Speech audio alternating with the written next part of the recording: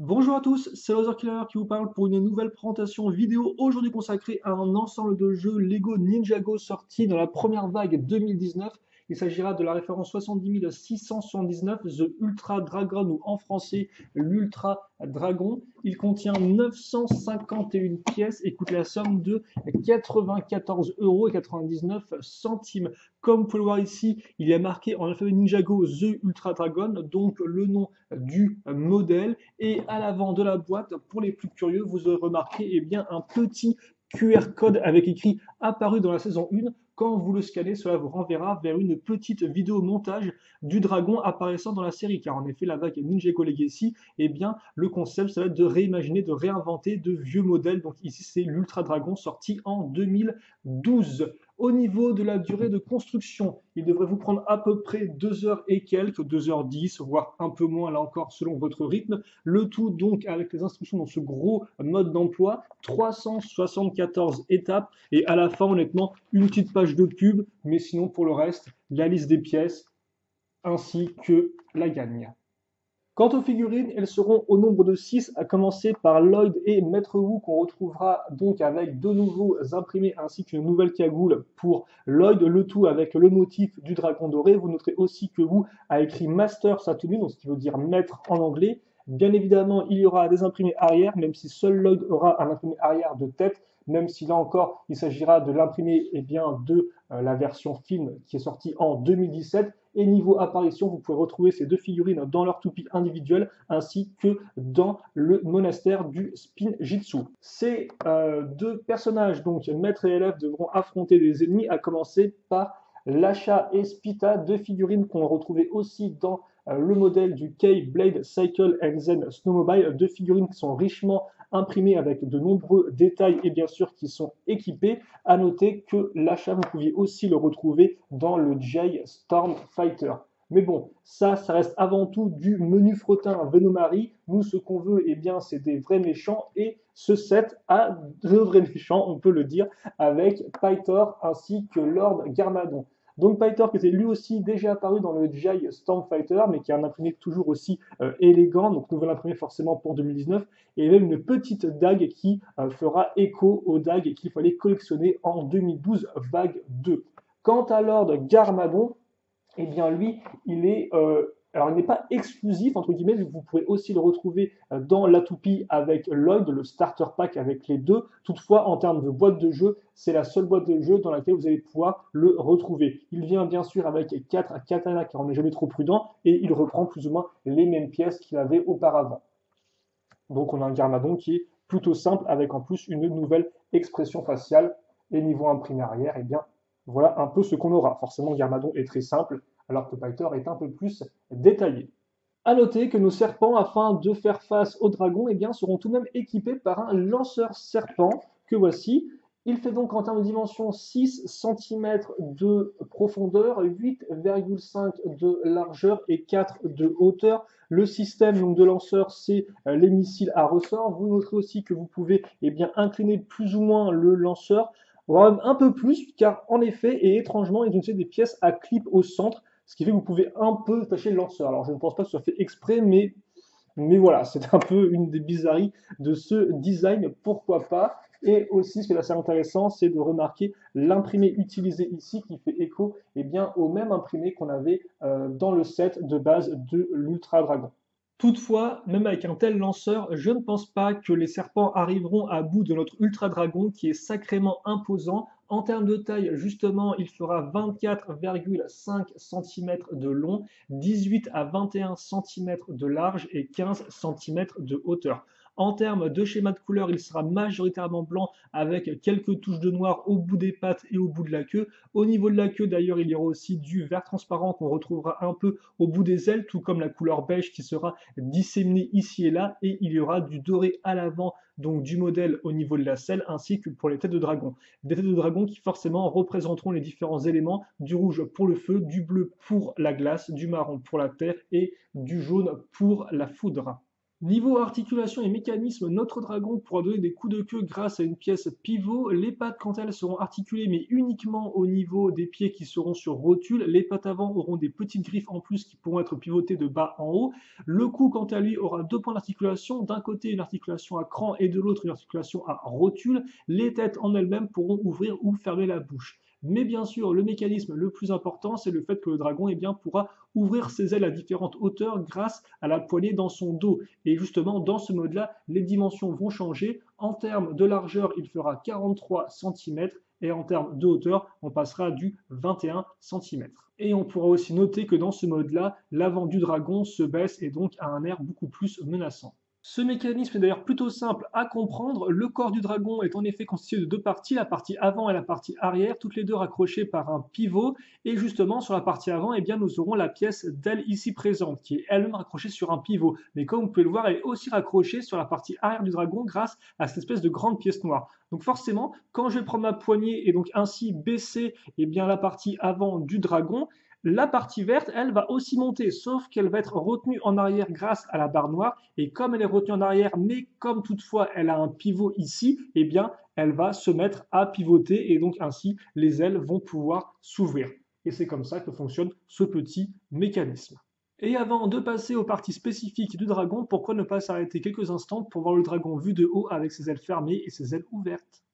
Et si on entre un peu plus dans les détails de la constitution du dragon, on va se rendre compte, en commençant par la partie arrière, qu'il y a certaines pièces qu'on retrouvera tout au long du corps du dragon, à savoir celle-ci ainsi que la petite là. Deux pièces donc qui ont une texture de roche et qui vraiment seront présentes aussi bien sur le corps que sur les pattes, que sur la queue, que même sur l'avant du dragon qu'on verra juste après. Si on revient sur le corps, on va se rendre compte qu'on a une sorte de gros bloc justement où on va utiliser beaucoup de ces pièces un peu pour camoufler le côté technique. D'ailleurs, vous noterez la présence en escalier de 3 de ces pièces pour donner une forme un peu pentue au dos qui rend plutôt bien. Et d'ailleurs, pour ceux qui s'inquiéteraient, excusez-moi, de la forme de la poignée qui pourrait sembler un peu grossière, je tiens à dire qu'elle rend quand même plutôt bien, qu'elle suit la forme du dos de façon assez élégante encore. Même si pour ceux qui ne sont pas intéressés par le mécanisme, vous pouvez très facilement l'enlever et il n'y a aucun souci. Et d'ailleurs, en fait, même le mécanisme continuera de fonctionner même quand vous enlèverez la poignée. Quand on regarde les pattes, on notera la présence de beaux éléments courbés avec ces pièces noires. Par contre, ce qui est un peu moins beau, c'est la pièce circulaire ici pour couvrir la partie grise qui ne rend pas si bien que ça. Les pattes avant, quant à elles, forcément, comme les pattes n'ont pas d'articulation au niveau des genoux, entre guillemets, on aura une pièce avec un angle tout fait afin d'orienter la patte pour amener du dynamisme à l'ensemble, ce qui rend plutôt bien, tout comme d'ailleurs les pièces courbées ici. Aussi à noter que pour le corps, un élément qui ne rend pas trop bien, c'est la présence de cette pièce-là qui donc sera rattachée à l'aile. Le fait qu'il y ait deux rotules qui ressortent n'est pas spécialement très élégant ou très joli à regarder. Et enfin, il y a la queue qui est fait en 1, 2, 3 modules, là encore assez similaire vu que utilisant le même type de pièces. Par contre, vous remarquerez que les pales vertes transparentes seront uniquement utilisées à ce niveau-là, tout comme d'ailleurs les petites pièces vertes transparentes une fois une pentue qui ne seront présentes qu'à l'arrière du corps, aussi bien sur la queue que sous le corps que au niveau des pattes. Donc des endroits un peu discrets, mais qui permettront donc d'amener du détail à l'ensemble. Une partie avant, d'où ressortira cette espèce de mur demi-circulaire qui cachera la partie arrière du dragon, bien sûr mettra aussi en avant les pièces qu'on a pu voir auparavant et qui fera office un peu de dossier à la partie selle du dragon qui est richement ornementée de pièces dorées avec bien évidemment au centre le siège pour Lloyd ainsi que des accouleurs de couleur verte qui logiquement font écho aux couleurs rouge, bleu, marron et jaune représentant les 4 autres éléments au niveau des têtes. Il y a bien sûr un guidon ici et forcément l'avant du dragon ne serait pas complet sans les ailes, des ailes faites avec une pièce de toile en plastique qu'on va raccrocher sur une sorte d'armature faite simplement de barres Lego techniques et justement du fait de leur couleur blanche font presque penser à des ossements, ce qui rend plutôt bien quand on y pense. Mais bien sûr l'élément le plus emblématique de l'Ultra Dragon, cela reste avant tout ces 4 têtes tirées des 4 dragons élémentaires chacun ayant appartenu à nos ninjas originels. 4 têtes de dragon donc qui partageront des similarités en termes de construction et de design, mais qui seront aussi toutes différentes entre elles, étant donné qu'au niveau de la partie avant, des cornes et des parties latérales, eh bien, chacune de ces parties, justement, reflètera l'élément en question du dragon, à commencer par Flamme, le dragon de feu que vous pouvez voir ici. Donc, il y aura un avant beaucoup plus proéminent, ainsi que des petites flammes sur les côtés et des pointes au niveau de ses cornes. Viendra ensuite Shard, le dragon de la glace, avec ses deux lames bleu transparentes pour refléter le côté coupant justement de la glace, ainsi que du bleu foncé qui rend vraiment très bien avec le blanc en termes de contraste.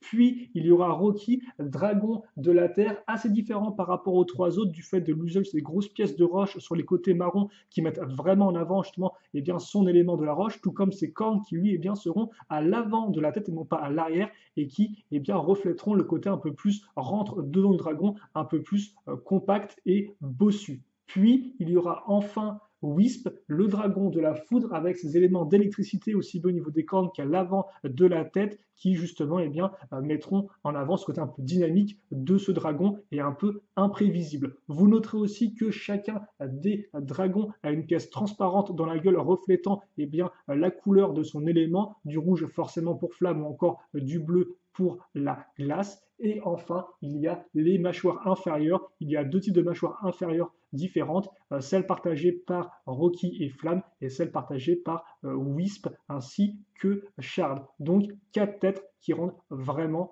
très bien et qui en plus utilisent eh bien, les nouvelles pièces d'œil imprimées apparues en 2018 pour un résultat vraiment convaincant. En conclusion, que dire sur cet Ultra Dragon? Eh bien déjà, on peut commencer avec la sélection de figurines, plutôt bonne aussi bien pour les fans que les non-fans. En effet, ces derniers retrouveront une belle diversité de figurines avec des personnages serpents, des personnages à quatre bras, ainsi qu'un ninja et son maître. Et les fans, bien sûr, seront, je pense, très contents de retrouver le trio Wu, Garmadon ainsi que Lloyd, qui est riche d'histoire, ainsi que Piter, forcément méchant, emblématique de la série. Et bien sûr, si on passe rapidement sur le lanceur, il y a le dragon en lui-même et quel dragon particulièrement impressionnant, aussi bien en termes de taille qu'en termes de couleur avec ce blanc éblouissant, qu'en termes de forme avec toutes ces pièces répétées qui donnent justement au rendu eh bien, un tout très homogène, sans bien sûr oublier ces quatre têtes de dragon qui sont toutes similaires mais uniques en leur genre, vraiment fun à construire et à contempler, tout comme le dragon en lui-même d'ailleurs.